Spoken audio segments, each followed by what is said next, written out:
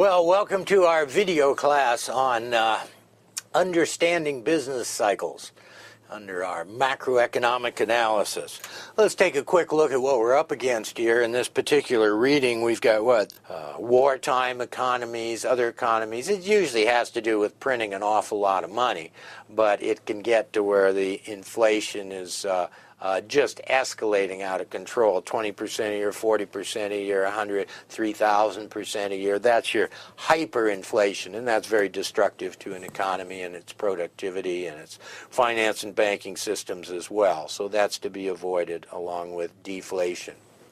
Well, how are we going to measure this inflation? Well, we measure it with a price index.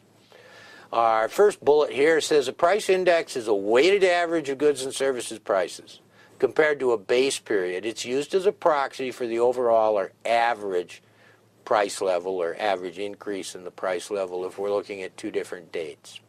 So we start with a base period, 1980.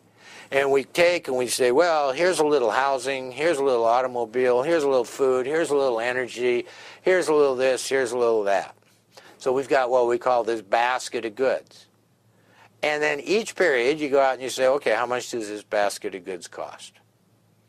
And that's it. And you look at the percentage change in what that basket of goods costs over time, and that's your CPI in the U.S., Consumer Price Index. So they start with a fixed basket of goods and services, and they just compare the cost over time to that in a base period. Well, it's an index, so you put it to 100.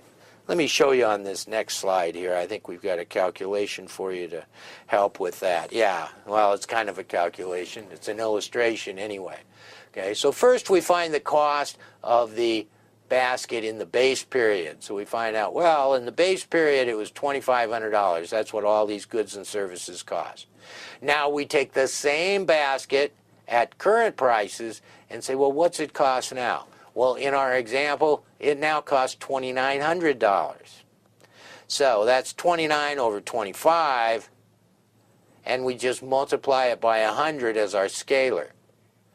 So the CPI in the base year is set to 100, and whenever this period is, that index number has risen to 116. Well, that tells us since the base period, prices on average, or I should say the prices of these goods in our fixed basket, are up 16% over the period. So that's our proxy measure for inflation.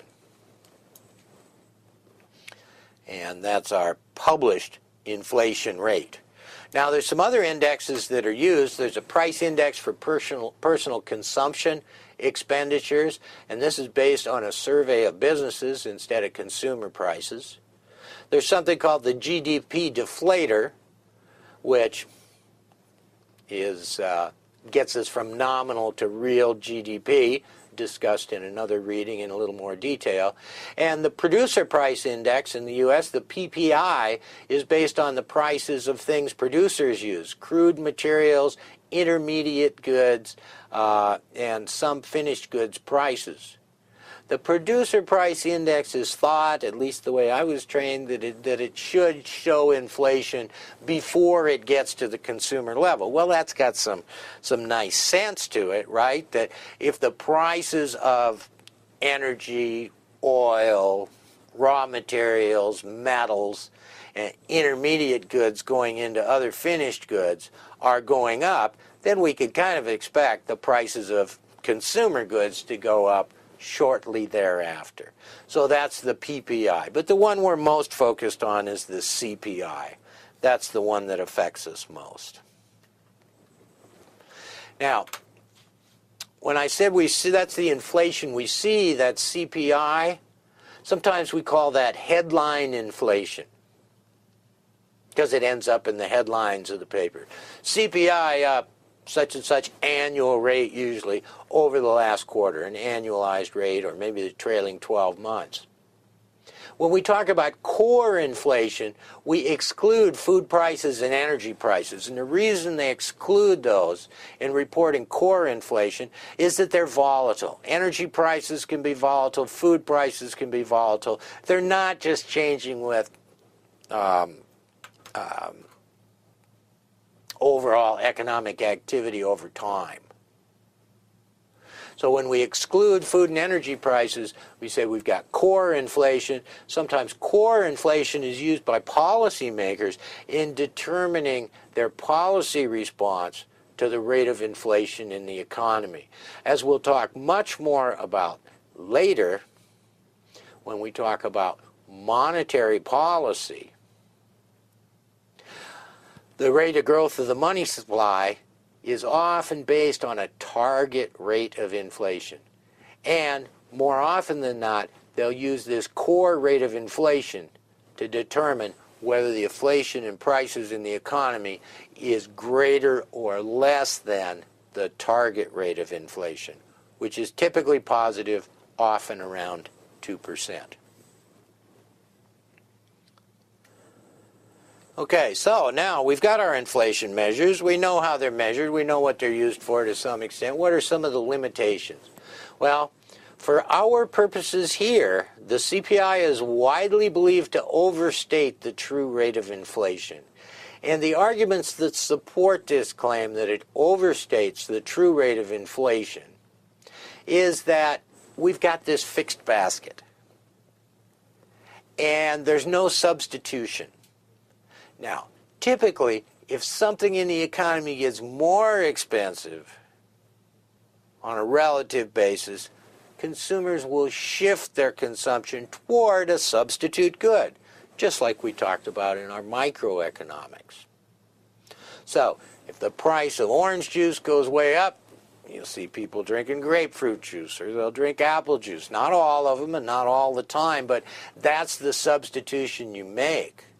Well, when we have a fixed basket of goods, that's just not the case. So since we use the same quantities, no matter what happens to the price levels, we're not looking at the benefits in terms of expenditures of substitution in the consumption mix of consumers. Another reason it's believed to overstate the true rate of inflation is that new goods replace older, lower-priced products, and often that's tied with this last bullet point there, price increases due to quality improvements. So I have a hard time separating those, but maybe you can. But you think about automobile prices, transportation, built into this CPI. Well, cars have gone up more than the overall rate of inflation. But they've also become safer, quality improvements. They last longer, they require less maintenance, and they actually give you better performance along the way, lower gas mileage, determine not only business response, but also policy response if they're trying to manage the business cycles through monetary and fiscal policy. What are the limitations? Well, they never all line up, and sometimes they're wrong, and sometimes they change over time. So that ought to be enough limitations to get you through. So that wraps up our business cycles reading here. And what else can I say? Happy studying. Enjoy your economics.